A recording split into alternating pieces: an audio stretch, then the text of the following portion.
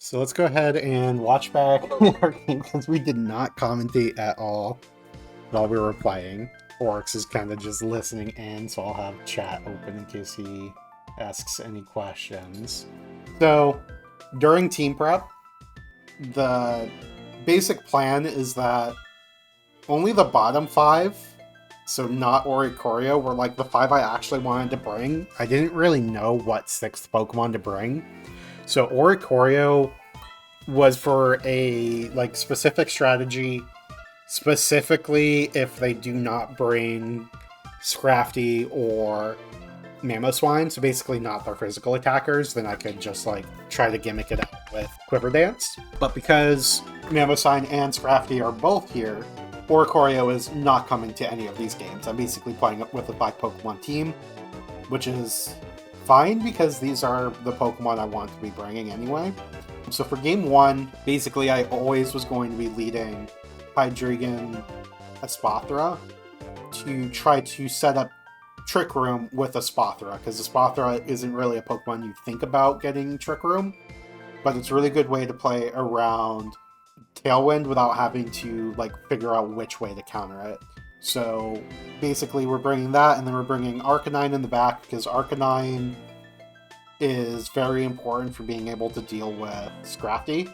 I know it's my one physical attacker is my counter to the Intimidate Pokemon, but it is like just the best thing I have with Play Rough to be able to deal damage to it. Because the issue is if it, yeah, it's just not a fun Pokemon to deal with without any fairy types on my team. And then Glamora is just generally good.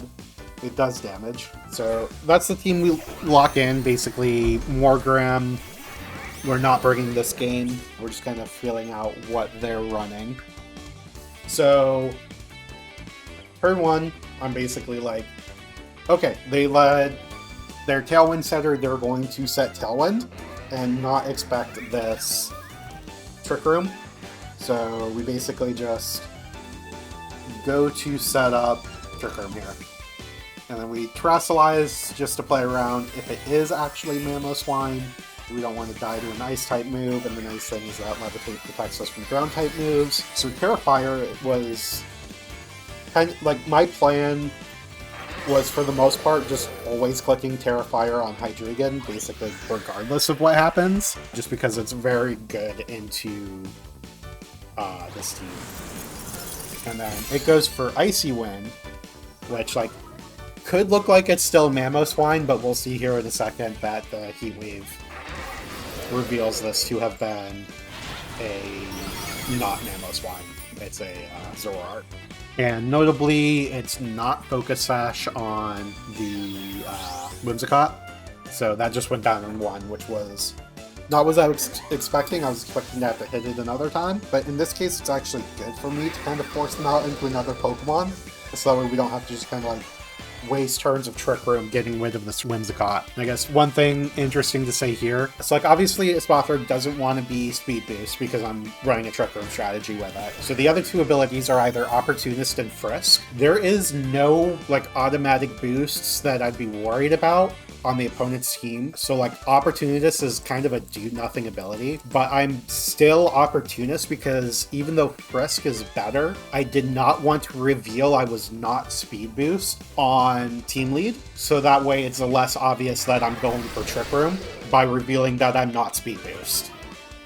Okay, so yeah, we get the Snarl off, lowers Rotom's special attack, which is really nice to be able to pick up the KO. And then we get Lumina Crash, which basically makes it so any other special attack will kill this Rotom. Yeah, no Sash on Whimsicott probably means Cloak. That's what I'm thinking as well, because they're probably worried about Fake Out from Morgrem. And then at this point, they're down 2 Pokemon, and the Pokemon that I have in the back are going to be decent against this. Plus, we still have Trick Room up, so in my head, this game is basically over, because Rotom's dead to 1 attack, and Mamo isn't really in a position to be able to deal much damage. Yeah, so we just clicked Heat Wave to kind of force them. We weren't really doing too much damage with Hydreigon either way. But in this situation, Tyler did forget about high horsepower, or forget about levitate and clicked high horsepower into Hydreigon, which definitely means this game is over. But definitely with the Pokemon I have in the back, I feel super far ahead here. It's just going to be difficult for them to get through everything with a -1 Rotom, a Mamoswine that's most likely... Oh wait, no. Mamoswine's oblivious, so it doesn't get intimidated, but still, it was not going to be a fun position for my opponent either way. So Knockoff gets the KO on the Spothra, and then I'm just going to go ahead and skip forward a little bit, because at this point, we underspeed, Dark Pulse is going to get the KO on Mamoswine, so very good game one, basically exactly as planned. We got that Trick Room up, which kind of forces them into a spot where they have to plan around the Trick Room.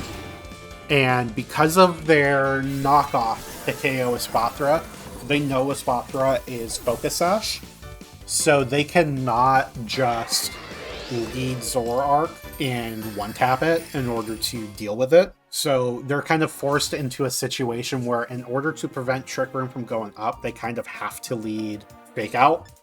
So in this game, we're going to go ahead and we're going to lead Morgrem instead of Espathra here. Basically, most likely they're going to be trying to prevent Trick Room with their leads, and we'll just kind of juke that. Even if they go Whimsicott, our team is super bulky between like the Assault Vest, Shuka Berry on Arcanine, Citrus Berry on Glamora, so like even if they are outspeeding me, I'm not super unhappy to play in that situation, especially if I'm getting light screen. So we'll go ahead and not bring a Spothra this game, basically just try to juke whatever they're trying to do to counter me, and we'll lead Morgrem instead. Again with Hydreigon, because Hydreigon is just like by far my best Pokemon in this matchup. It's like the Terra Fire is so strong into this team. Just a levitating fire type is very good here. So they lead double physical Pokemon. It's a little awkward with Morgrem because Morgrem does not have Reflect, it has only Light Screen. But here we're still pretty happy to just click Heat Wave, get damage onto both, kind of force out a Terra Water if they want to not get super damaged by the Heat Wave. And then here I could go for Fake Out, but I ended up deciding I just want to get damage into the Mamoswine. So we just click Foul Play, because I know that's going to do about half to it, and kind of get that Mamoswine down into his position where I can kind of chip it out. But they do go for the Terra Water, which is certainly not unexpected. And they go for Icicle Spear. And because they're going for Icicle Spear, this gives me a pretty good idea that they are loaded dice for their item, which is a good thing to know. And yep, they get that 5-hit. And then we'll go for Heat Wave. Black Sabbath avoids the attack, which is certainly not great. Obviously the Terra Watered, so it's not going to do too much damage, but the chip would have been nice. And then yeah, Foul Play does about half. And then Drain Punch into the no longer Dark type. Does decent damage. Not a lot though. At this point, we'll go for, since we know Scrafty can't really deal too much damage, we're going to Parting Shot out to make sure this Mamoswine can't do too much damage while we try to KO it with Dark Pulse. And we go into Arcanine. This is the moment when we remember that this thing gets Oblivious. That's fine. We do get the attack drop on Scrafty, which is nice. And here they didn't really respect Morgrem being alive, which kind of gave us a pretty easy switch into Arcanine, and Arcanine's in a good position here. In comes Rotom, which I know Rotom's pretty slow. I don't have too much speed investment on my Arcanine, but I'm kind of hoping that it's still faster. Like, both of my Pokemon are still most likely fast enough to be outspeeding Rotom, especially given that I know it's a Citrus Berry set, so it's probably bulky. Most likely we're faster, so that's why I'm pretty comfortable going for Snarl plus Play Rough. Most likely we'll be able to live a Hydro Pump here, depending on who they target. And the Play Rough does about 80%, which is what I expect. And then we get down to the Hydro Pump on Hydreigon, but at this point Hydreigon's kind of done a bunch of damage. It's, well, not actual damage, but it's forced out the Terra, Rotom's at -1. It's just kind of left them in a very poor position. And then here we can go into Morgrem and kind of check with the fake out. It also very much did damage. It did do damage, yes. It did KO the Mamoswine. But, like, the most important thing it did was it kind of forced them out of position. So yeah, Rotom goes for Protect to stay, to not just get Fake Out. Which, like, this was a really good position for me because it kind of allowed me to pick up a KO with Arcanine and not take damage on Arcanine. So we get that extreme speed. And then we're going to see the last Pokemon here, which is going to be the Whimsicott. Which, like, Whimsicott in the back is kind of tough because it's not going to be able to deal too much damage. So here we're going to go for Light Screen and just try to Flare Blitz the Whimsicott, basically making this Rotom deal even less damage. And because it's not Focus Sash, they're kind of forced into protecting here. Or at least that's what they decide to do.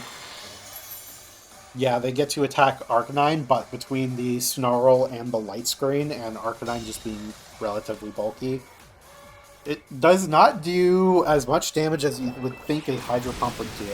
And then we're going to get a Parting Shot off on Rotom. Basically, if they go for Tailwind to try to outspeed Arcanine, we're hoping that another Parting Shot will let us live. And if they attack with Whimsicott, we'll definitely go faster with Arcanine, because we've already seen that as faster. So we're just hoping to not die to -2 Hydro Pump through Light Screen. Which, like, I didn't realize how close of a roll it was going to be. But we did live on 3 HP, so it was definitely a good play to do. And then this Flare Blitz picks up the KO on Whimsicott, which is to be expected. It also picks up the KO on Arcanine, so Arcanine got 3 KOs this game because it KO'd itself. And at this point, we're in the position where we can start kind of like whittling away at their Tailwind turns. Here we can Fake Out, kind of force them into protecting. Notably, we still have Light Screen up, so this Rotom is not going to be able to deal too much damage to Glimmora, and at this point, they're basically just praying for a crit. So, like, here, always clicking Energy Ball, trying to decide what to do with Morgrem. I ended up clicking Foul Play. Oh, no. I'm definitely supposed to always click Foul Play. I think I'm supposed to protect Glimmora here, is what I should have done. Is what I realized, is I should have protected Glimmora just to let Morgrem deal as much damage as possible. Obviously, we don't get crit, but we're kind of in a position where we just want Morgrem to, like, click these. Depends on calcs, really, whether you should Foul Play or Parting Shot. Well, in this situation, they're already -2, and we're really only dying to a crit anyway. Like, as long as we don't get crit, we win this game anyway, so I don't feel like Parting Shot is the correct thing to do. I think the correct way to try to play around the crit is to get as many Foul Plays off as possible. But then here, Tailwind peters out, and then Light Screen wears off. I do think Light Screen is enough of a damage difference that I do set up Light Screen here again. But Rotom does end up actually outspeeding Glimmora. But their last Hydro Pump misses, which means our Energy Ball just kind of wins here. I think I could have played this endgame a little bit cleaner, but we were so far ahead that it was definitely a, like, 5% chance that they win at that point. Maybe a little bit more than that, because they just needed a crit, basically. That's the only way they could deal damage. Maybe I should have clicked Foul Play there either way, but hey, we got the win. That's all we can ask for.